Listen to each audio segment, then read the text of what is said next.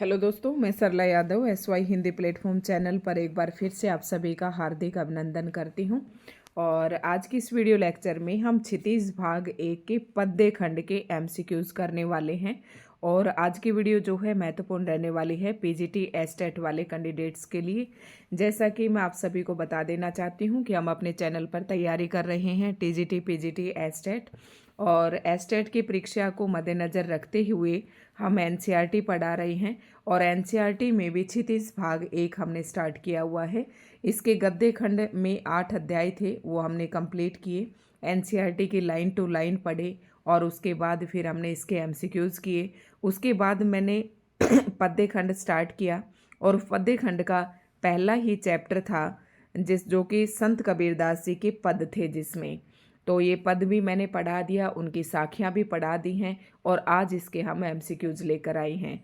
तो साथ ही दोस्तों, SY हिंदी प्लेटफॉर्म के नाम से मेरा टेलीग्राम चैनल भी है, आप उसे ज़रूर ज्वाइन करें। वहाँ पर कोई अनावश्यक कमेंट नहीं आते हैं, क्योंकि जो कैंडिडेट नया जुड़ता है तो उसे नहीं पता चलता है कि कौन सी वीडियो किसके संदर्भ में पढ़नी है।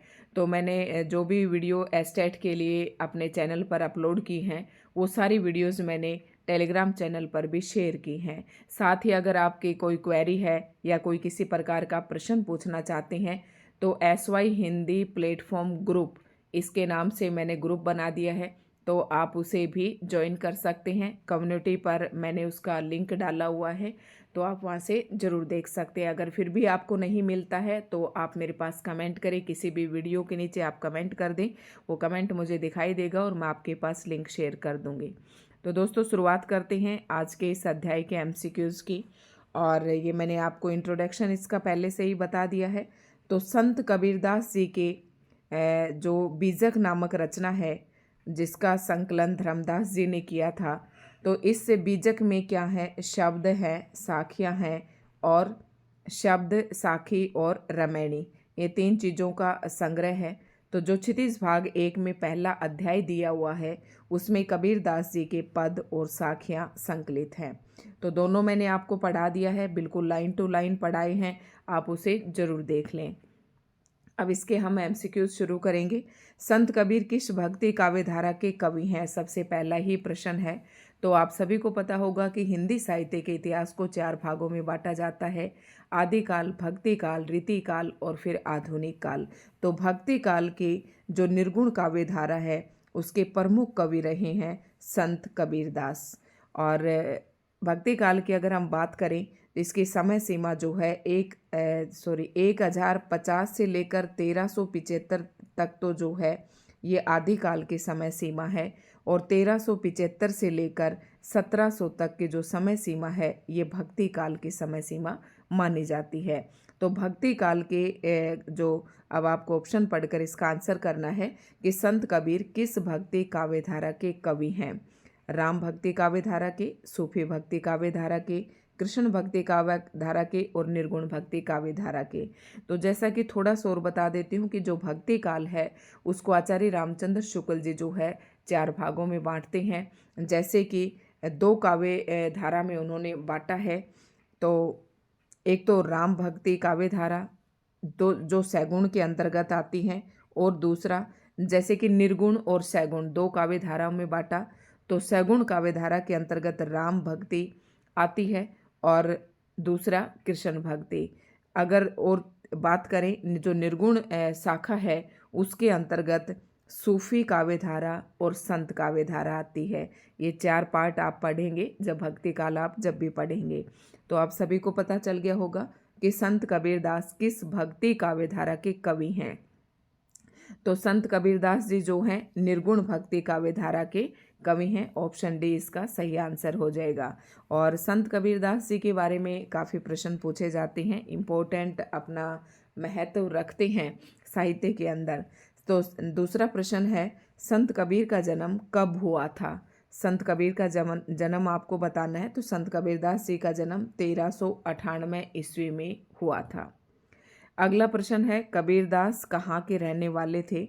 तो कबीरदास जी जो है काशी के रहने वाले थे और मगहर में जो है इनकी मृत्यु होती है। विद्वानों ने कबीरदास की कितनी लंबी आयु मानी है। तो लगभग जो है 120 वर्ष है। ऑप्शन सी जो है इसका सही आंसर हो जाएगा 120। आप इस तरीके से ध्यान में रखेंगे तो इस प्रश्न को कभी भी नहीं भूलेंगे। ऐसा विद्वानों का मानना है कि 120 वर्ष तक की जो आयु को प्राप्त किया था कबीरदास जी ने।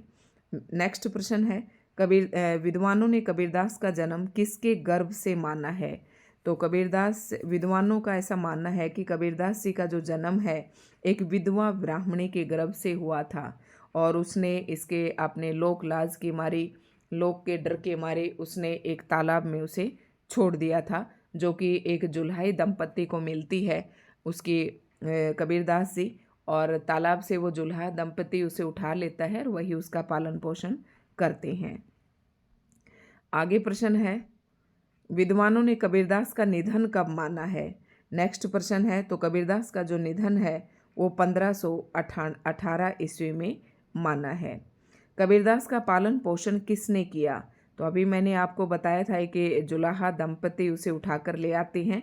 तो ये ना जो आपने शब्द और साखियाँ पढ़ रही हैं उसका जो लेखक परिचय है उसी के अंतर्गत से ये सारे प्रश्न दिए गए हैं।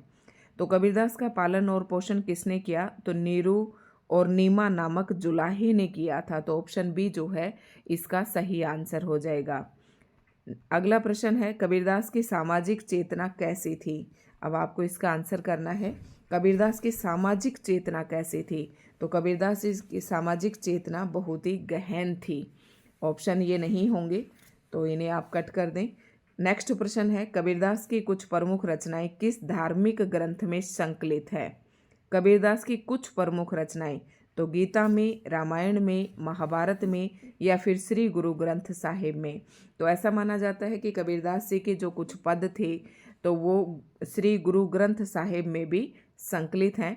इस हिसाब से ऑप्शन डी जो है आपका राइट आंसर हो जाएगा। नेक्स्ट प्रश्न है, किस विद्वान ने कबीरदास के काव्य की भाषा को सधुकड़ी भाषा बताया है? तो ये इम्पोर्टेंट प्रश्न है, बहुत सारी परीक्षाओं में प्रश्न जो है पूछा जाता है। तो सधुकड़ी भाषा आचार्य रामचंद्र शुक्ल जी ने कहा है। और साथ में ये बात भी आप याद कर लें कि कबीरदास जी को जो है वाणी का डिक्टेटर किसने कहा है? तो ये हजारी प्रसाद द्विवेदी जी ने कहा है। दोनों प्रश्न आपको याद रखने हैं। नेक्स्ट प्रश्न है, कबीरदास को मस्तमौला किस विद्वान ने कहा है? तो कबीरदास जी को मस्तमौला हजारी प्रसाद द्विवेदी जी ने कहा है। बढ़ते हैं अगले प्रश्न की तरफ। कबीरदास जी के अनुसार हंस कहाँ केली करता है? तो हंस जो है मानसरोवर में केली करता है।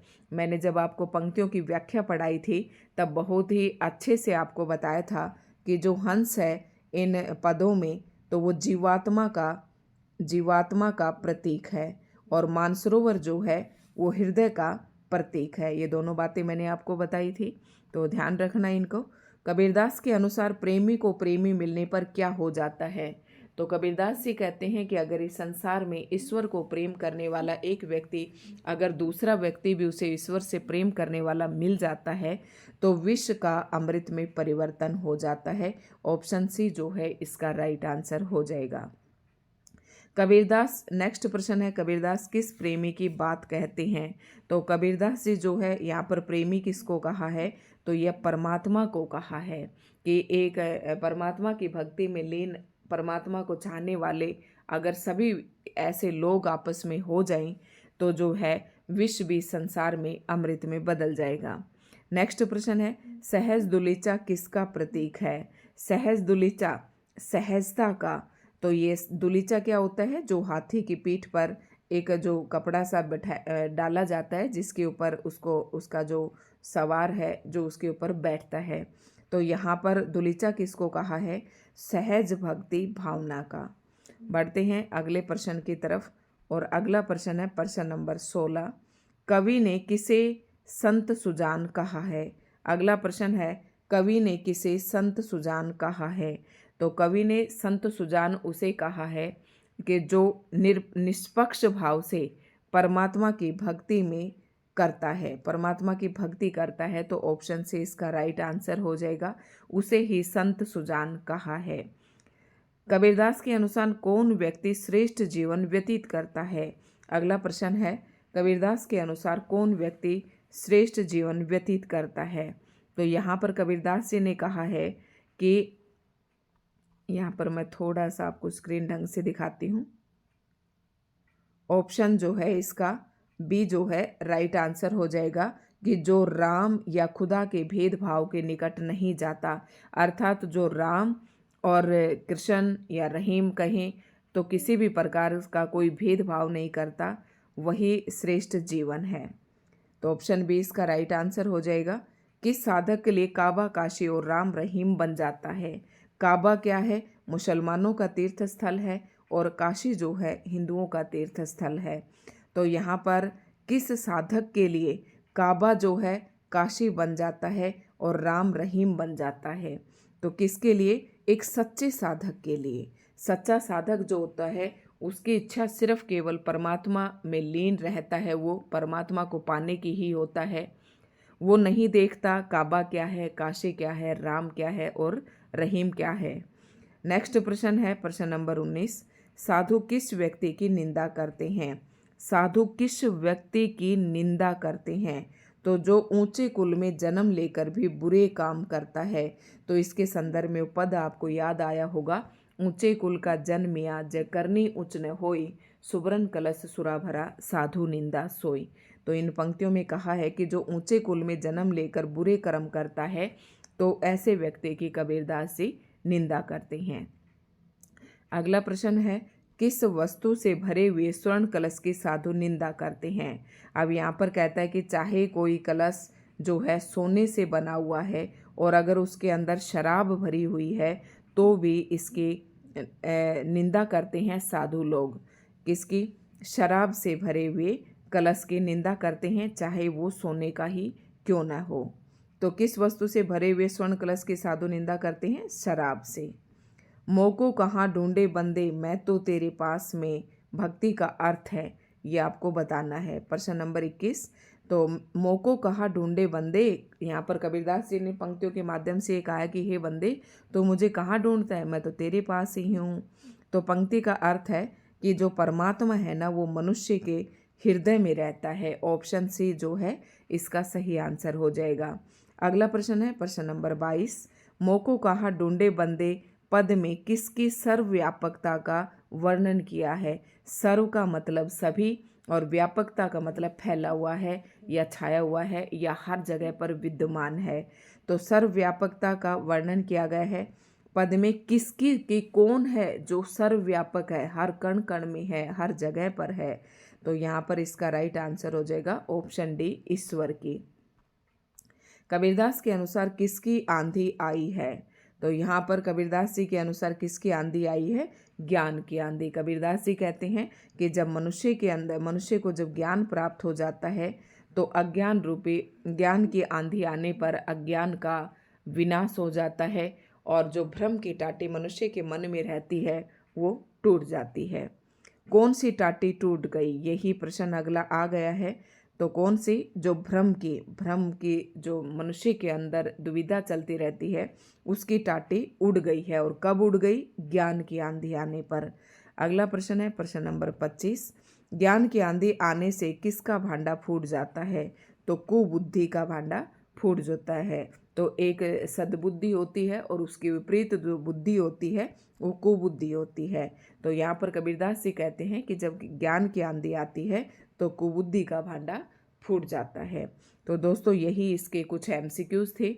वीडियो आपको कैसे लगी कमेंट करके ज़रूर बताएं। अगर वीडियो आपको अच्छी लगी हो तो लाइक एंड शेयर ज़रूर करें। चैनल पर नए हैं तो चैनल को सब्सक्राइब ज़रूर करें।